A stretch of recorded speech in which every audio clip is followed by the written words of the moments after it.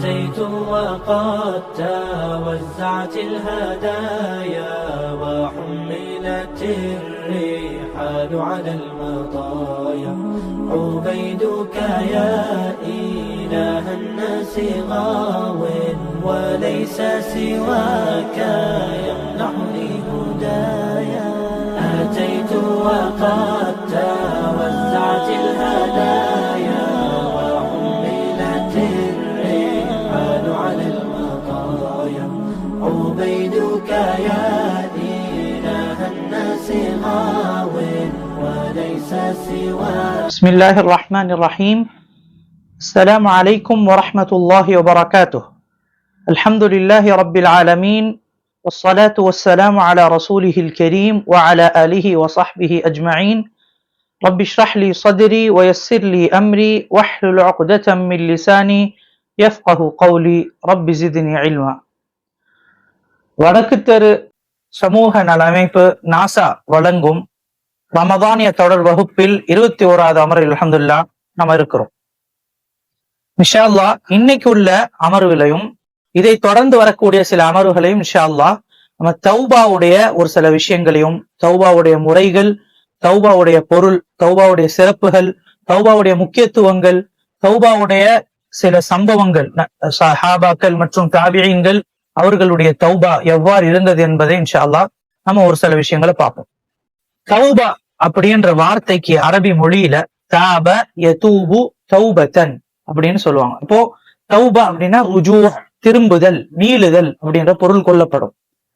அறிஞர்கள் அதை சொல்லும் போது ருஜூ அனில் ஃபிஅலி மஅன் நதமி ஃபில் கல்பி வஸ்திக்ஃபாரின் பில் லிசான், ஒரு பாவமான செயலில் இருந்து உள்ளத்தால் வருந்தி நாவால் இஸ்திக்ஃபார் செய்து அதிலிருந்து திரும்புவது அப்படின்னு சொல்றாங்க.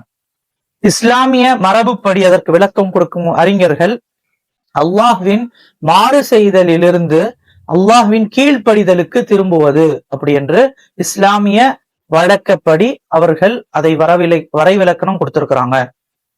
சரி, இமாம் இப்னுல் கையம் ரஹிமஹுல்லாஹ் அவங்க தௌபாவை பத்தி சொல்லும் போது தௌபா வெறும் வார்த்தை இல்லை, அது உள்ளத்தில் ஏற்படும் மாற்றமாகும் என்று சொல்லியிருக்கிறாங்க. தௌபா என்பது ஒரு சாதாரண இஸ்திக்ஃபார், அஸ்தக்ஃபிருல்லாஹ் அஸ்தக்ஃபிருல்லாஹ் அப்படின்னு வாயால சொல்றது மட்டும் இல்ல, அது ஒரு வாழ்க்கையில் ஏற்படும் ஒரு திருப்பு முனை, டேர்னிங் பாயிண்ட். அதுதான் தௌபா. தௌபா என்பது அல்லாஹ்வின் கீழ்ப்படியாமையிலிருந்து, அல்லாஹ்விற்கு மாறு செய்தலிலிருந்து நம்ம அல்லாஹ்விடமே திரும்பி அவனிடமே ஓடி சென்று அவனுடைய பாவ மன்னிப்பை கேட்டு அல்லாஹ்டே நம்ம சரணடைந்து விட வேண்டும். அல்லாஹ்டே நம்ம திரும்பி சென்று அவனிடம் தஞ்சம் புகுந்து விட வேண்டும். அல்லாஹ்டே நம்ம அல்லாஹ்டையே மன்றாடி அவனிடம் பாவ மன்னிப்பை தேடி அவனிடம் திரும்பி அவனின் பொருத்தத்தையும் அவனின் நேசத்தையும் நாம் பெறுபவர்களாக இருப்பதுதான் தௌபா. அல்லாஹ் கூறுகிறான், وَسَارِعُوا إِلَى مَغْفِرَةٍ مِّن رَّبِّكُمْ وَجَنَّةٍ عَرْضُهَا السَّمَاوَاتُ وَالْأَرْضُ. அல்லாஹ்வின் பாவ மன்னிப்பின் பக்கம் நீங்கள் விரைந்து ஓடிவிடுங்கள். وَجَنَّةٍ عَرْضُهَا السَّمَاوَاتُ وَالْأَرْضُ. மேலும் ஜன்னத் சொர்க்கத்தின் பக்கம் நீங்கள் விரைந்து விடுங்கள். عَرْضُهَا السَّمَاوَاتُ وَالْأَرْضُ. அதனுடைய விசாலம் வானம் பூமியின் விசாலத்தை விட ரொம்ப அதிகமா இருக்குது. விசாலமான சொர்க்கத்தின் பக்கம் நீங்கள் விரைந்து விடுங்கள் சொல்லி அல்லாஹ் சொல்றான். அப்ப தௌபா அதை நம்ம எப்படி செய்யணும், தௌபாவுடைய ஒரு சில விஷயங்களை இன்ஷா அல்லாஹ் இன்றைக்கு சுருக்கமா பார்ப்போம். அல்லாஹ் தன்னுடைய அடியார்கள் தௌபா செய்வதை அதிகமா விரும்புறான். நம்ம என்ன நினைச்சிட்டு இருக்கோம், அல்லாஹ் நம்மளை தண்டிப்பான், அல்லாஹ் நரகத்துல போட்டுருவான், அல்லாஹ் மனிதர்களை அழித்து விடுவான் அப்படின்னு நம்ம நினைச்சிட்டு இருக்கோம். சுப்ஹானல்லாஹ், அல்லாஹ் தாயை விட அதிக கருணை உள்ளவனாக இருக்கிறான். அல்லாஹ் சொல்றான், இன்னல்லாஹ யுஹிப்புத் தவ்வாபீன வ யுஹிப்புல் முத்தஹிரீன். நிச்சயமாக அல்லாஹ் தௌபா செய்வர்களையும் பரிசுத்தப்படுத்துவர்களையும் பரிசுத்தத்தை விரும்புவர்களையும் அல்லாஹ் நேசிக்கிறான். இன்னொரு ஆயத்துல அல்லாஹ் சொல்லும் போது, வல்லாஹு யுரீது அன் யதூப அலைக்கும், அல்லாஹ் உங்களை தௌபா செய்து உங்களுக்கு பாவ மன்னிப்பை வழங்குவதை தான் அல்லாஹ் நாடுகிறான் அப்படின்னு சொல்றான். அதே மாதிரி தௌபா என்பது வெறும் பாவம் செய்வர்களுக்கு, பாவிகளுக்கு, முனாஃபிக்களுக்கு அப்படின்றது கிடையாது. அல்லாஹ் கூறி காட்டும் போது, யா அய்யுஹல்லதீன ஆமனூ தூபூ இலல்லாஹி தௌபத்தன் நஸூஹா. ஓ ஈமான் கொண்டவர்களே, அல்லாஹ்விடம் கலப்பற்ற உள்ளத்தோடு தௌபா செய்து மீண்டு விடுங்கள் அப்படின்னு சொல்லிட்டு அல்லாஹ் சூரத்து தஹ்ரீமில் 8வது வசனத்தில் கூறி காட்டுகிறான். சரி, இப்ப இந்த ஆயத்துல அல்லாஹ் யா அய்யுஹல்லதீன ஆமனூ, ஈமான் கொண்டவர்களே, முஃமின்களே அப்படின்னு அல்லாஹ் அழைக்கிறான். அல்லாஹ் நம்மளை கூப்பிட்டு சொல்றான். அல்லாஹ் முனாஃபிக்களே, காஃபிர்களே, பாவிகளே அப்படின்னு சொல்லிட்டு தௌபா செய்ய சொல்லல. முஃமின்களை கூப்பிட்டு, முஃமின்களை அழைச்சி அல்லாஹ் தௌபா செய்யுங்க அப்படின்னு சொல்றான். அப்புறம் இன்னொரு ஆயத்தை இதை விட இன்னும் தெளிவாக அல்லாஹ் சொல்றான், வதூபு இலல்லாஹி ஜமீஅன் அய்யுஹல் முஃமினூன லஅல்லகும் துஃப்லிஹூன், நீங்கள் அனைவர்களும் முஃமின்களே, நீங்கள் அனைவர்களும் ஒன்று சேர்ந்து அல்லாஹ்விடம் தௌபா செய்யுங்கள், அதன் மூலமாக நீங்கள் வெற்றி பெற்றவர்களாக ஆகக்கூடும் அப்படின்னு சொல்லி அல்லாஹ் சொல்றான். நபி ஸல்லல்லாஹு அலைஹி வஸல்லம் அவர்களை பத்தி ஸஹீஹ் முஸ்லிம் 2722வது ஹதீஸாக இடம்பெற்றுள்ளது. யா அய்யுஹன்னாஸ் தூபு இலல்லாஹ் ஃபஇன்னி அதூபு ஃபில் யௌமி இலைஹி மிஅத மர்ரா, மக்களே நீங்கள் அல்லாஹ்விடம் தௌபா செய்யுங்கள், அல்லாஹ்விடம் மீண்டு விடுங்கள், நிச்சயமாக நான் ஒரு நாளில் 100 முறை அல்லாஹ்விடம் தௌபா செய்து மீள்கிறேன் அப்படின்னு சொல்லி நபி ஸல்லல்லாஹு அலைஹி வஸல்லம் அவர்கள் கூறுகிறார்கள். புகாரியுடைய இன்னொரு அறிவிப்பில் ஒவ்வொரு நாளும் நான் 70 முறைக்கும் மேலாக, 70 முறைக்கும் அதிகமாக நான் தௌபா செய்து அல்லாஹ்விடம் மீள்கிறேன் என்று சொல்றாங்க. அப்போ இந்த தௌபா என்பது பாவிகளுக்கு, காஃபிர்களுக்கு, முனாஃபிக்களுக்கு அப்படின்றது கிடையாது. சுப்ஹானல்லாஹ், பாவத்திலிருந்து பாதுகாக்கப்பட்ட புனித தூதர் நபி ஸல்லல்லாஹு அலைஹி வஸல்லம் அவங்க ஒவ்வொரு நாளும் 100 முறை தௌபா செய்யறாங்க அப்படின்னா சுப்ஹானல்லாஹ், நம்முடைய நிலைமை எவ்வாறு இருக்க வேண்டும் என்பதை நம்ம யோசிச்சு பார்க்கணும். அல்லாஹ் தன் அடியான் தௌபா செய்து மீள்வதை அதிகமாக அல்லாஹ் நேசிக்கிறான்.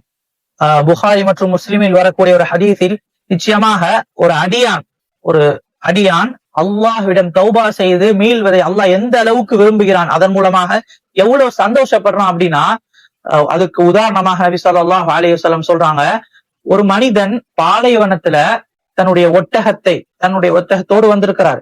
அந்த ஒட்டகத்துல தனக்கான உணவு மற்றும் தண்ணீர் அந்த ஒட்டகத்துல இருக்கு. அப்போ அந்த மனிதர் ஓய்வு எடுக்கும் போது அந்த ஒட்டகத்தை அவர் துளைத்து விடுகிறார். அந்த ஒட்டகம் காணா போயிருச்சு.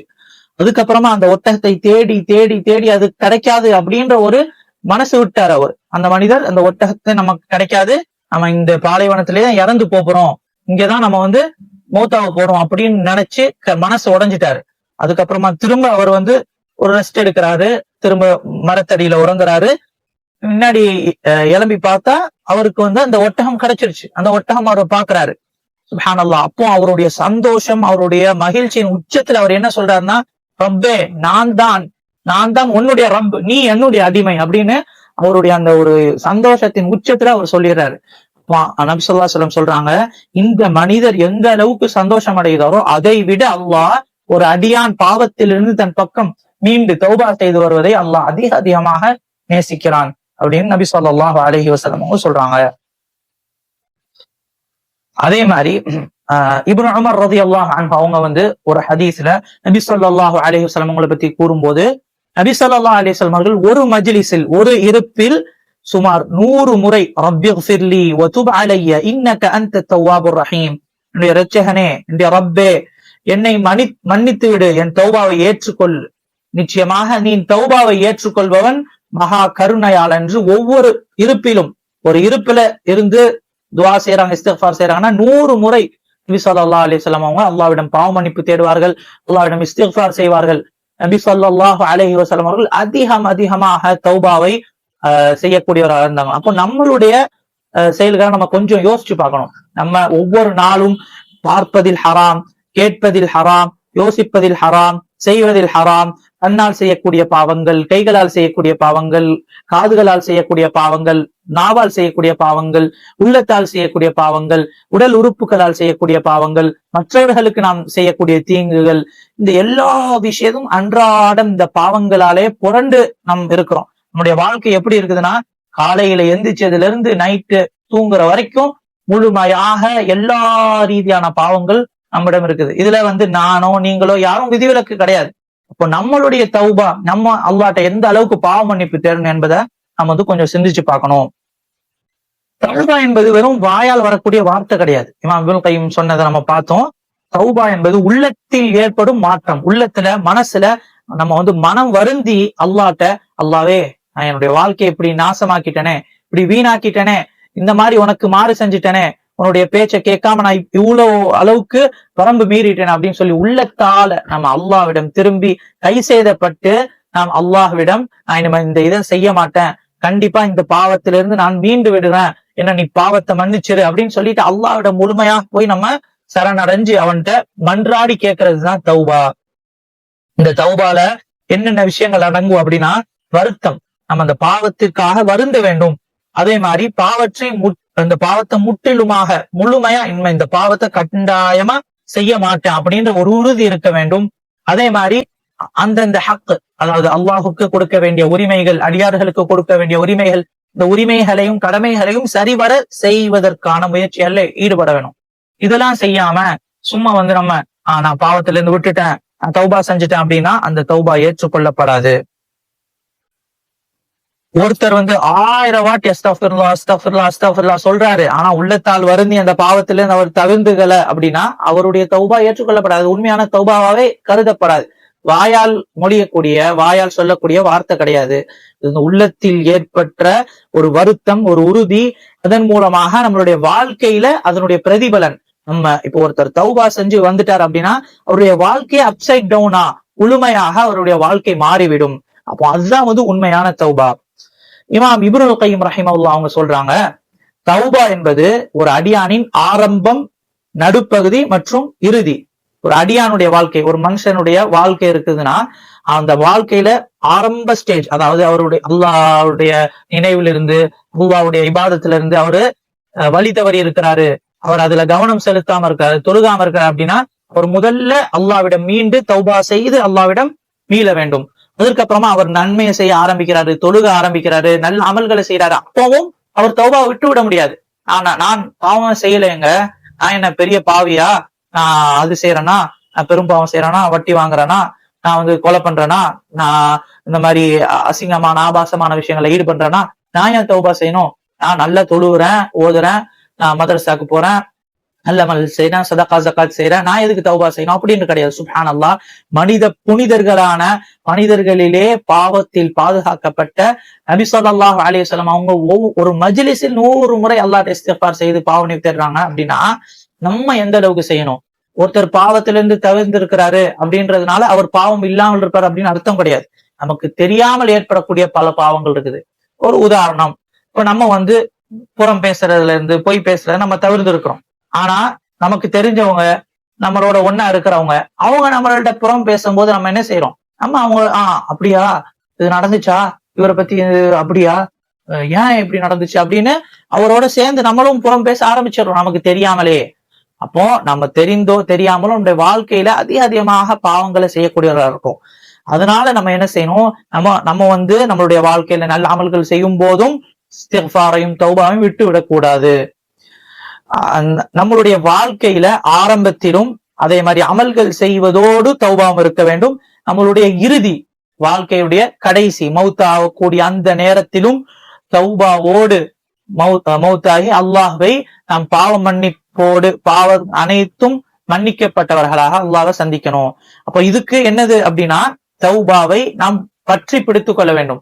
தௌபாவை உறுதியா எல்லா நேரங்கள்லயும் எல்லா காலங்கள்லயும் தௌபாவை நம்ம உறுதியா புரிச்சுக்கணும். தௌபாவை விட்டு விட முடியாது. நானா ஏங்க தௌபா செய்யணும், நான் தௌபா செஞ்சு 10 வருஷம் ஆச்சு, திரும்ப திரும்ப தௌபா செய்யணும் அப்படின்னு நம்ம கேட்க முடியாது.